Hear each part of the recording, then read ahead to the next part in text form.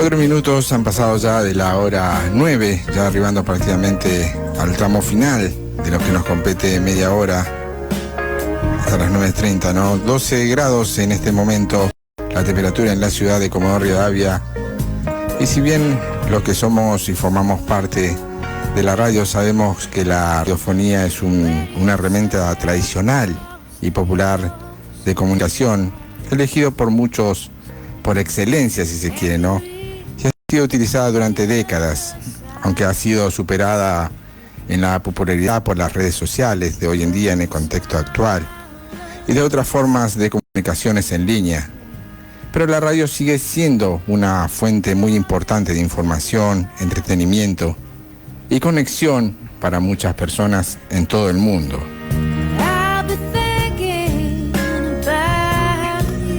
Haciendo este encabezado, justamente estamos ahora en comunicación con Horacio Barrios.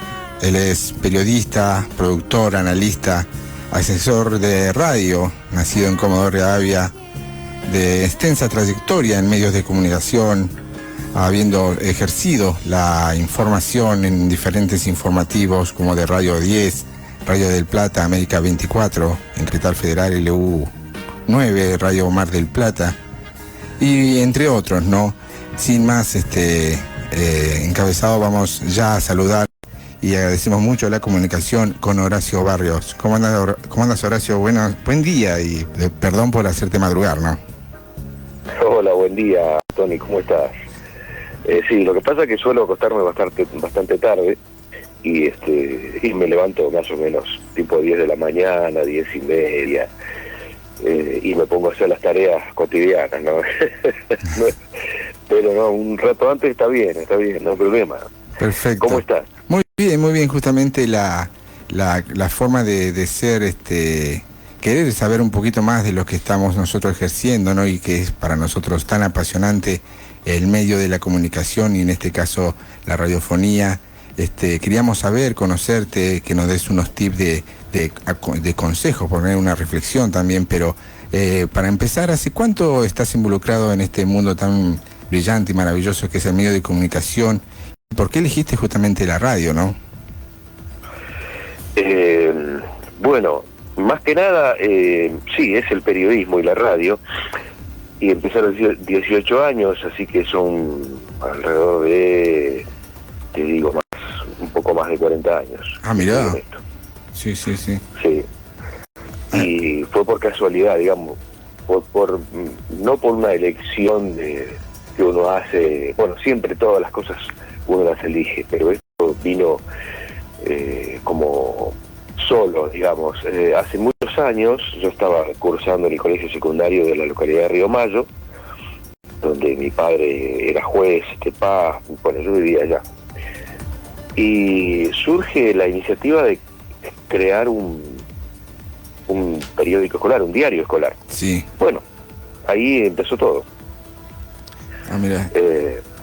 Empezó la inquietud de preguntar, de indagar, de investigar, de escribir y eso, ¿no? Y con el tiempo, ya una vez terminado el secundario, se fue desarrollando. Me vine acá a Mar del Plata a estudiar y a poco tiempo por recibirme y conseguí trabajo en el LU9. En el LU9. ¿Eso qué claro, año? ¿Qué año más o menos? Que reabría. ¿Qué año más o menos? ¿Qué año fue eso más o menos, Horacio? Eso fue en el año 1983. Ah, mirá. Ayer nomás. Ayer nomás. Sí, y bueno, acá Radio Rivadavia fue la que adquirió el LU9 en aquella época. Y bueno, aquí estaba Julio Lagos a la mañana, mirá, que fue quien reabrió la transmisión del EU9 cerrada durante la dictadura militar. Y Julio Lagos estuvo mucho tiempo viviendo acá en Mar del Plata, trabajando en las dos radios AM, ¿no? ¿Y cuál fue tu primera función en las radios? No te entendí muy bien porque se entrecorta, Tony. ¿Cuál fue tu primera función en el medio de comunicación? Discúlpame, pero no te entendí. Ahora tomamos la comunicación con Horacio Barrios. Él estaba hablando justamente de su experiencia a través de los medios de comunicación. ¿Cómo nos escuchás ahí, Horacio? Bueno, ahí retomamos, sí, te escucho mucho mejor ahora. Bueno, perfecto. Bueno, retomemos también la experiencia de vos al principio, ¿no? Tus principios en los medios de comunicación. Bien, te decía, hice mis primeros petates acá en el U9, Radio Mar del Plata, y bueno, después el resto fue creciendo. Trabajé muchos años por aquí hasta que recalé en Buenos Aires. Lo primero que hice fue Radio 10, donde gané un casting, y ahí me quedé 10 años en Buenos Aires. Y me retiré como jefe de turno del servicio informativo. Después, bueno, pasé a Radio del Plata, estuve un año en Radio del Plata, después en América 24, hasta que anduve por allá, por la Patagonia. Estuve en Puerto Deseado casi un año en Vía Patagónica. Es un multimedio privado, allá me contrataron para desarrollar el proyecto radiofónico de una radio de frecuencia modulada que tienen ellos, y después un canal de cable. Estuve un tiempito ahí y pegué la vuelta. Pero sí, hice bastante, y es bastante largo de contar, pero... Extenso, ¿no? Contar. Y bueno, después, una vez aquí comencé a escribir un libro de radio que se llama La Radio, Comunicación, Estrategias de Posicionamiento, que va apuntado más a la gestión del medio de comunicación, las estrategias para tener en cuenta la gestión de la radio, ¿no? Cómo llevarla adelante, cómo conducirla, etcétera, etcétera. Y después sale, eso fue en el año 2018, y en el 22, fíjate vos, ¿no? 18, 2 años, 4 años casi, el 18 del 22 sale Las Batallas Culturales de la Radio. Sí, lo he visto, sí. Lo he visto. Y es la batalla entre lo analógico y lo digital. Qué interesante donde eso, ahí ¿no? Sí, porque ahí destaco lo que es la necesidad de la radio en las grandes extensiones que tenemos aquí en el país, por ejemplo, en la Patagonia, en el NOA, en el NEA, en el centro del país, donde hay, digamos, desiertos informativos. Y por otro lado, en las grandes ciudades, como ya funciona todo lo que es digital, las redes sociales, ¿no es cierto?, las fuentes informativas que a veces se utilizan sin chequear, pero bueno, como X, como las redes sociales, las plataformas que han advenido, digamos, o que han sido incorporadas por la radio para distribuir su mensaje, ¿verdad? Claro. Y después, con otros colegas, tanto de España como de Paraguay y de aquí, de la ciudad de Buenos Aires, sale Las Audiencias de la Radio, un pormenorizado estudio sobre el tipo de audiencias en todo el mundo, lo que representa una audiencia en un país, en Europa, en Estados Unidos, las audiencias aquí en la Argentina, sus características, y bueno, hay una cuestión también de psicología y sociología en esto. Horacio, muy bendigo.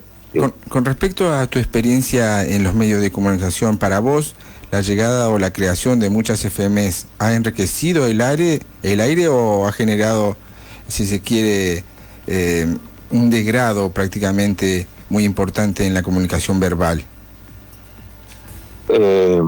Es un tema no tan sencillo de definirlo en 2 palabras. Perfecto. En principio, habría que fijarse el momento de su aparición, donde la palabra era monopolizada por los grandes medios, sí, las grandes radios, la AM, por ejemplo, y no había lugar para otras expresiones. Y esto generó la irrupción de las radios de frecuencia modulada. Una vez que quedó liberado esto, es cierto que se democratiza mucho más el espacio radioeléctrico. Pero al mismo tiempo, como al salirse de control, ¿qué pasa? Se empieza a deteriorar el mercado comercial, el mercado publicitario. Yo no creo que haya generado, que esté mal, que haya generado, digamos, un perjuicio voluntariamente, sino que ha sido la falta de control, el hecho de que haya pasado, porque es un fenómeno que ocurrió en toda Latinoamérica. Sí, por supuesto. En las grandes ciudades, evidentemente tenemos algo en común con el resto de los países de Latinoamérica, y justamente es esto, ¿no? Lo que pasaba antes, la monopolización de la palabra. Pero vos fíjate que hoy por hoy está más o menos, el mercado está bastante más equilibrado. No obstante eso, bueno, ahora es competencia, es decir, las radios tradicionales, tanto de AM y FM, porque antes la radio la concebíamos como la AM, la por antena, ¿no es cierto? Para nosotros la radio era eso. Hoy la radio la podés hacer en cualquier plataforma, la podés hacer por streaming, la podés hacer por vía internet, hacer una radio web, todo es radio. Y tiene las características de la radio tradicional, o no, o buscas un formato diferente, pero siempre va a ser radio. Ocurre que ahora hay que competir y el mercado en estas circunstancias no está respondiendo como debería. Y esto tiene que ver con la situación económica que atraviesa el país.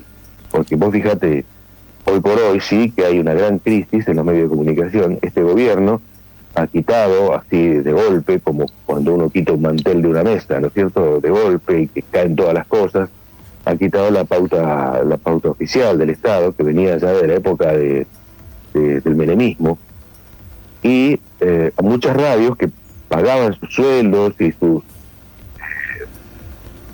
a sus proveedores pagaban con la pauta del Estado, que es lícita, por supuesto que era lícita, porque cada gobierno tiene la obligación de difundir sus actos de gobierno.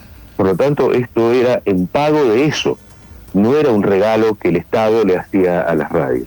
Bueno, al quitar eso, se genera, por supuesto, una crisis en la sustentabilidad de los medios de comunicación. Sumado a esto, a la crisis económica, a la caída del mercado, a la segmentación de las audiencias, que ya vienen dejando de consumir contenidos en AM de hace varios años, entonces baja también la pauta publicitaria, así eso me encerrona para los medios, en general, radio y televisión, pero mucho más afecta a la radio. Sí, pero igual, entonces, igual, eso es lo que pasa ahora. Igual, Horacio, se necesita igual un ente de control justamente para controlar a los medios de comunicación, ¿no? Sí, yo creo que sí, que tiene que estar controlado como en el resto del mundo. Es decir, el Estado siempre interviene. Vos podés decir, bueno, en Estados Unidos, por ejemplo, que todo el mundo mira para Estados Unidos, todos se tienen alineados políticamente con Estados Unidos, el Estado controla. Lo mismo pasa en Europa.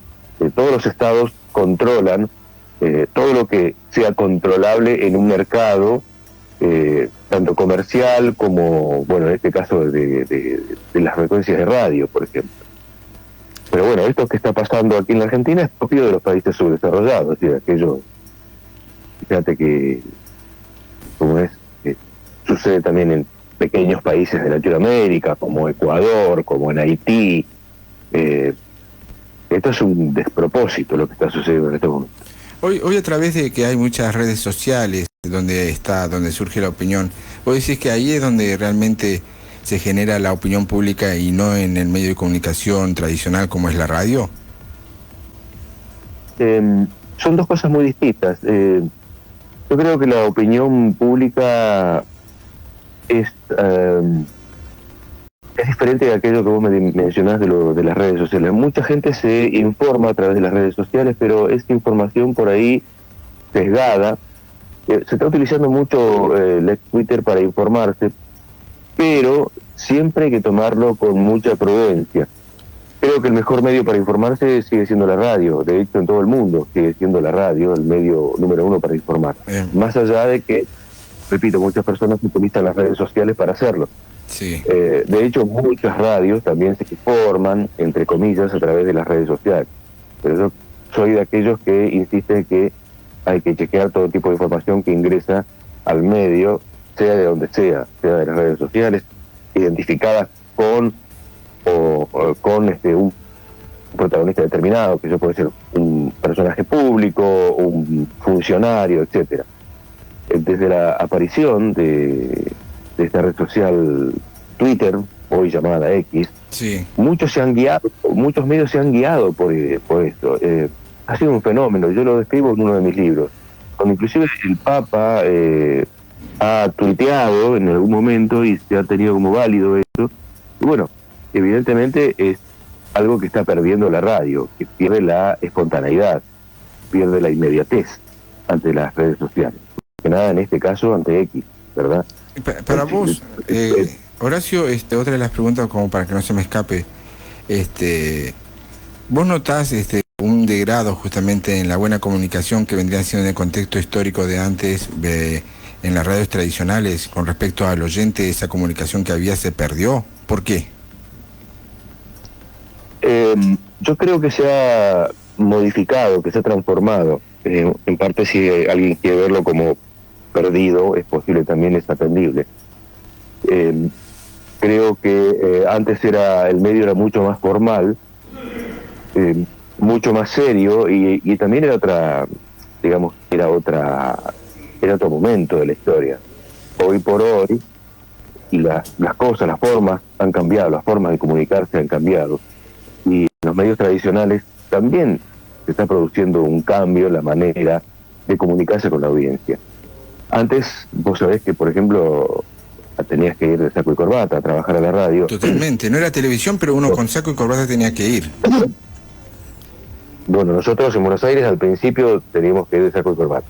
Claro, sí. Siempre mantenida, y era parte de la cultura de la empresa, ¿no? Tal cual. Hoy por hoy ya vas de zapatilla, de sandalias, con una remera, con un short, en el caso del verano, van como quieren vestidos. Pero van a tener, con la aparición de la radio web, van a tener que cambiar un poco ese estilo.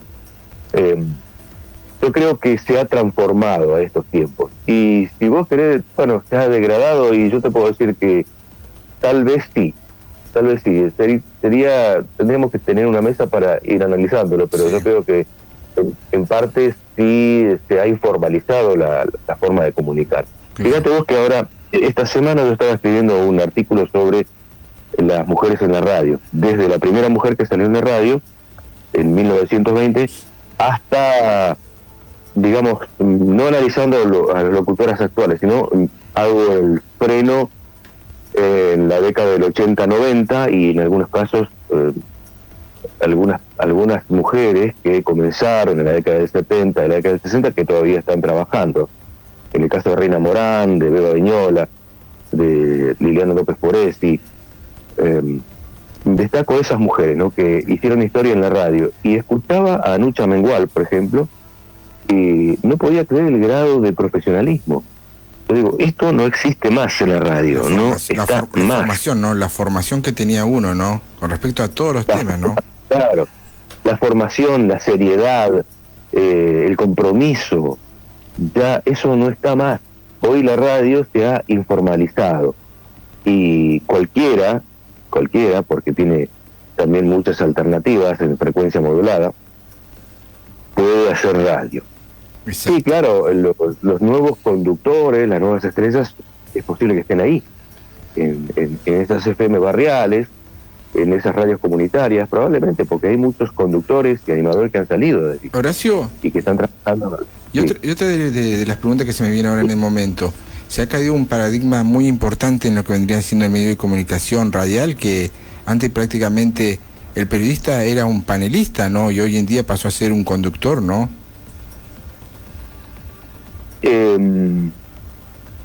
Mira, conductores ya, de periodistas conductores ahí desde la década del 50, 55, 60. Ah, mira.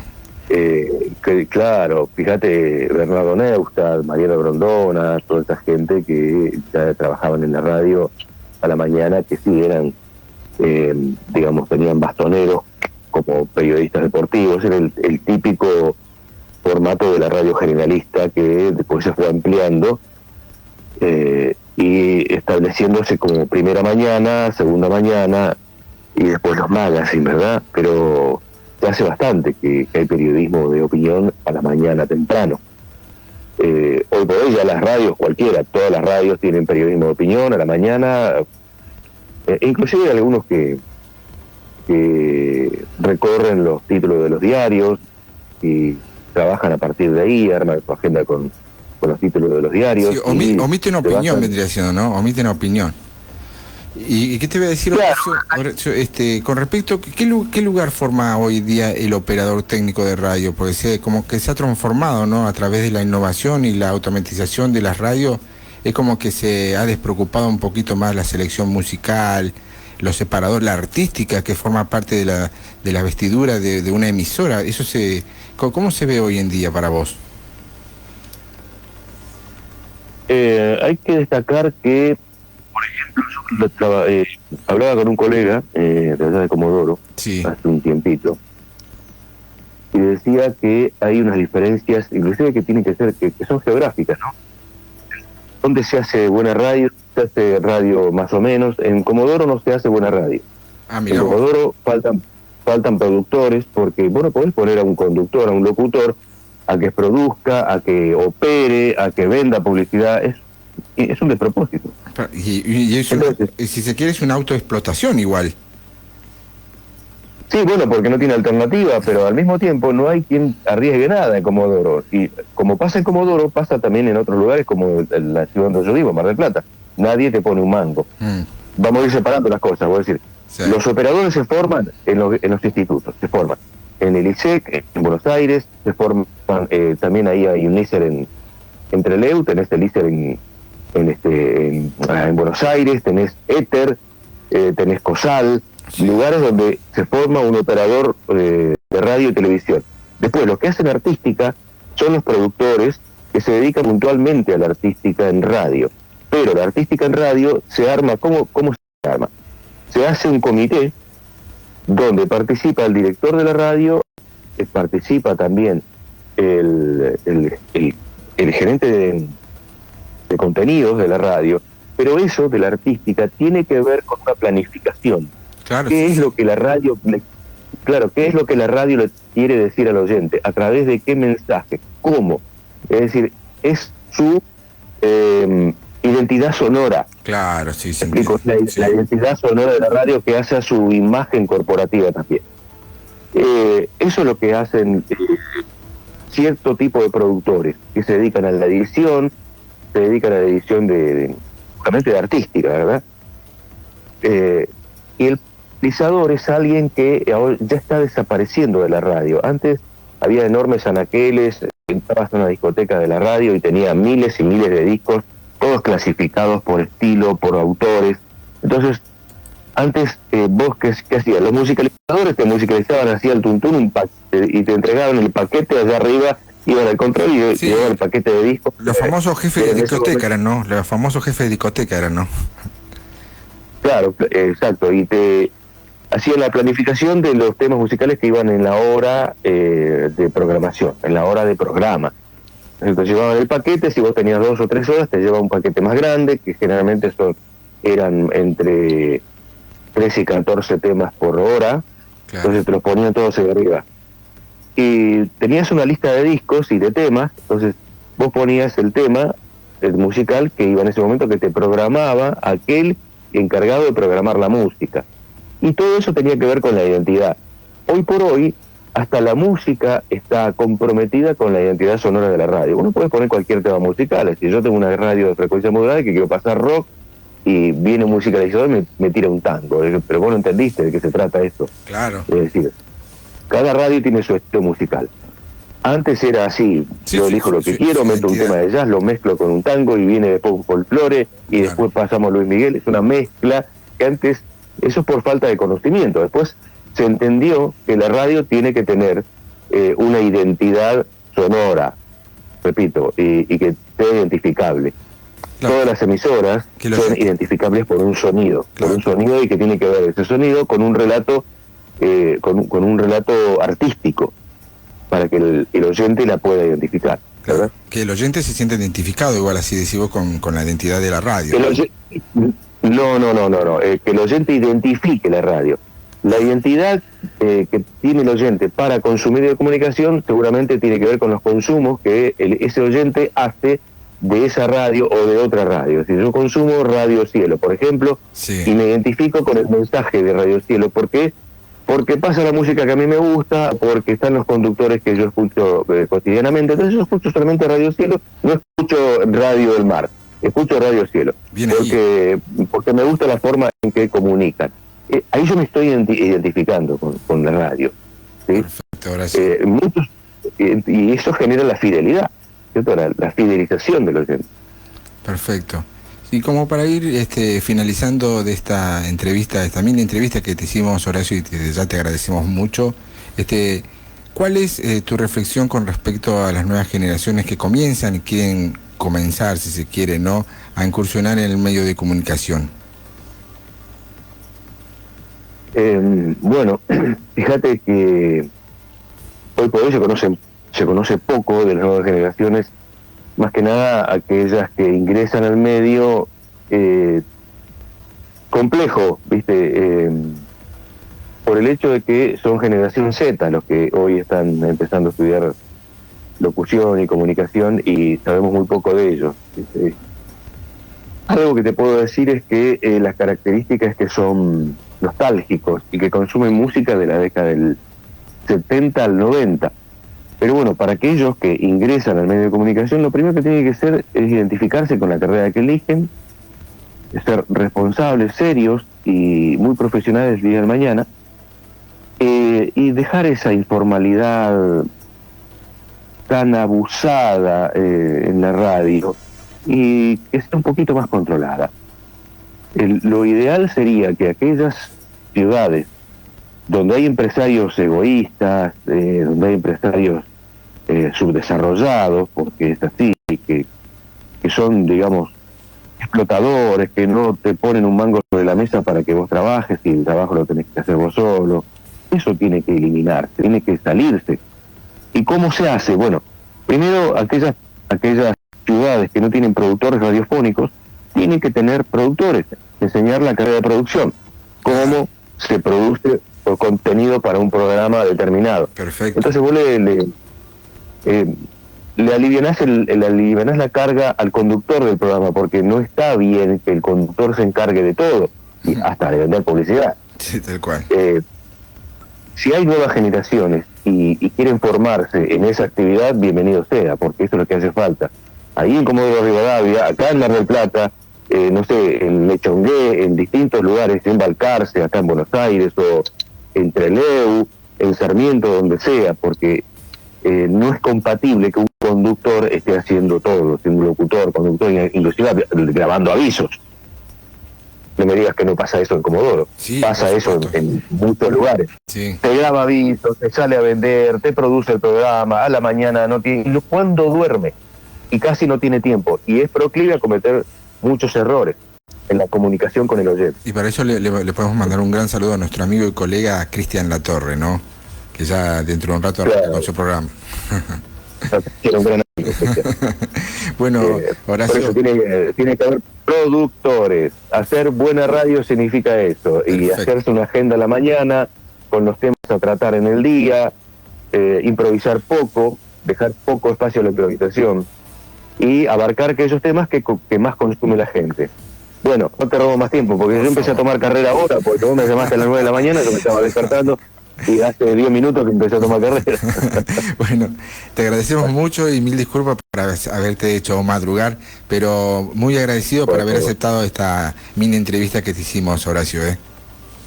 No, es un gran placer, y sabés que yo soy comodorense, que tengo mi corazón en kilómetro 8, que tengo todos mis amigos de la infancia, de la escuela 50, a los que quiero muchísimo, y por supuesto Comodoro es mi ciudad, la amo con toda mi alma, y algún día iré a parar allá, mis restos irán a parar allá. Supongo, no sé si los quieren. Un abrazo grande, Horacio, muchas gracias. Abrazo, Tony, gracias. Chao. Comunicaciones a nivel local, provincial y nacional. Nosotros ya vamos cerrando este momento político de la radio a través de la 88.7. Este momento hemos elegido para escuchar las demandas sociales, también poniendo el enfoque en las problemáticas y buscar la forma de analizar a través de esta ciencia política que encontramos, y vamos a tratar de buscar las respuestas en el contexto actual. Este es el momento de sintonizar la radio y seguir justamente en carrera con ahora que viene nuestro colega y amigo Cristian Latorre, ya con La Mañana Cielo. Nosotros nos despedimos hasta el lunes. Buen fin de semana para todos. Chau, chau.